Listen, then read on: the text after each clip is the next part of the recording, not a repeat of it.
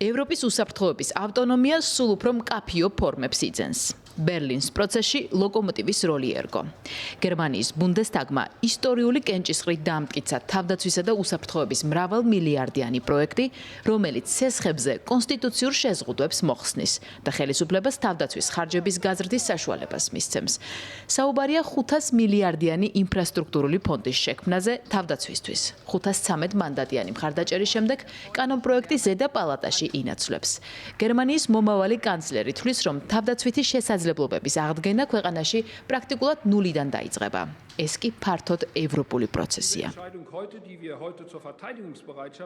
თავდაცვით მზადყოფნასთან დაკავშირებით მიღებული ეს გადაწყვეტილება სხვა არაფერია თუ არა პირველი მთავარი ნაბიჯი ევროპის ახალი თავდაცვითი საზოგადოების ფორმირებაში.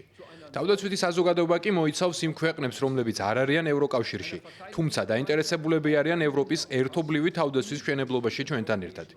ასეთი ქვეყნები არიან დიდი ბრიტანეთი, ნორვეგია.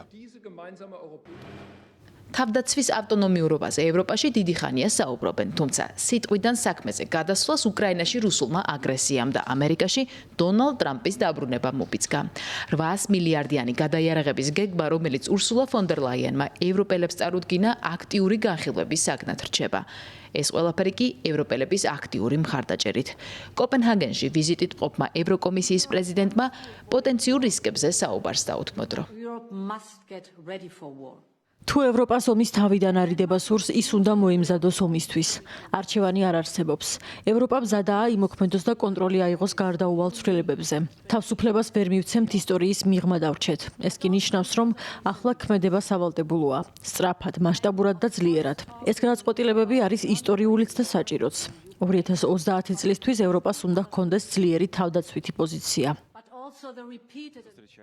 მასპინძელ დანიაში კარგად ესმით, რომ რუსეთისგან მომავალი საფრთხე დღევანდელთან ერთად ხვალინდელი პრობლემაცაა. სწორედ ამიტომაა, რომ პოლიტიკოსთან ინტერვიუში ქვეყნის ლიდერმა ევროპაში მშვიდობის დროინდელ თვალთახედვასთან გამომშვიდობებას და სწრაფთან ერთად ხისტ თავდაცვით პოლიტიკას დაუჭირა მხარი.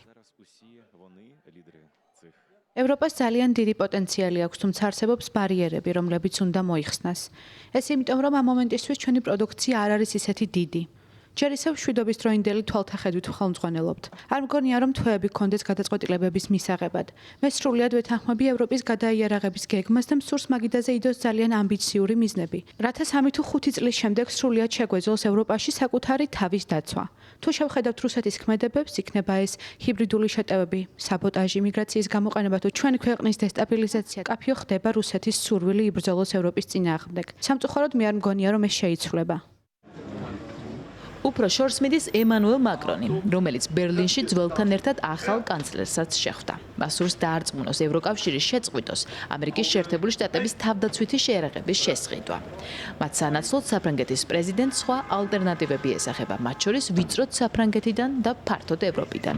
მაგალითად, პეტრიოტის სისტემის ნაცვლად ფრანგულ-იტალიური წარმოების რაკეტები, F-35 ტიპის საბრძოლო თვითმფრინავების ნაცვლად რაფალის ტიპის ავიაგამანადგურებლები.